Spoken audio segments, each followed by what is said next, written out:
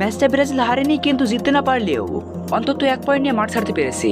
তবুও ব্রাজিল সমর্থকদের মন কিছুটা খারাপই। সেটা শুধু মরক্কোর বিপক্ষে জিততে না পারার কারণে নয়, ব্রাজিল যেভাবে খেলেছে সে কারণেও, বিশেষ করে প্রথমার্ধে। আজ বিশ্বকাপে নিজেদের প্রথম ম্যাচে মরক্কোর বিপক্ষে ব্রাজিল যে একটি গোল করেছে সেটি হয়েছে প্রথমার্ধেই। তবে 32 মিনিটে ভিনিসিয়াস জুনিয়রের দুর্দান্ত গোল ছাড়া বাকি সময় ব্রাজিলকে খুঁজে পাওয়া যায়নি।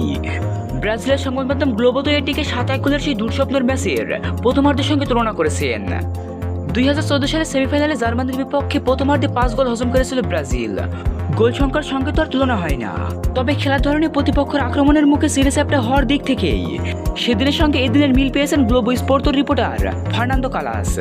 এক্ষেত্রে পরিসংখ্যানতার অনুকূলে কথা বলছে। 1966 বিশ্বকাপের পর মরক্কো মাত্র দ্বিতীয় দল যারা ম্যাচের প্রথম 10 মিনিটের মধ্যেই ব্রাজিলের গোলমুখে 5 শট নিতে পেরেছে। ওই সময় ব্রাজিলকে রীতিমতো দিশেহারা মনে হয়েছে। ব্রাজিলের সন্দেহহীন ফুটবল নিয়ে কালাস গ্লোবোতে লিখেছেন, এভাবে জার্মানির কাছে 7-1 গোলে হারের পর বিশ্বকাপে ব্রাজিলের সবচেয়ে বাজে 45 মিনিট কেটেছে আজকের প্রথমার্ধে। এরপর ব্রাজিল ঘুরে দাঁড়িয়েছিল, তবে বদলি খেলোয়াড়দের হাত ধরে। ইবানেজ, ইগোর থিয়াগো এবং ক্যাসিমিরো খুবই জঘন্য খেলেছেন। আমার ধারণা ইবানেজ এবং ইগোর থিয়াগোকে পরের ম্যাচে দেখা যাবে না। এছাড়া রাফিনা ওয়াটার সাইজে থাকবেন কিনা সেটা নিয়েও প্রশ্ন তুলেছেন তিনি। একই সংবাদ মাধ্যমের আরেক রিপোর্টার গুস্তাভিও পোলিও দাবি করেছেন ব্রাজিল কোচ কার্লো আনচেলত্তি এখনো সেরা একাদশই খুঁজে পাননি।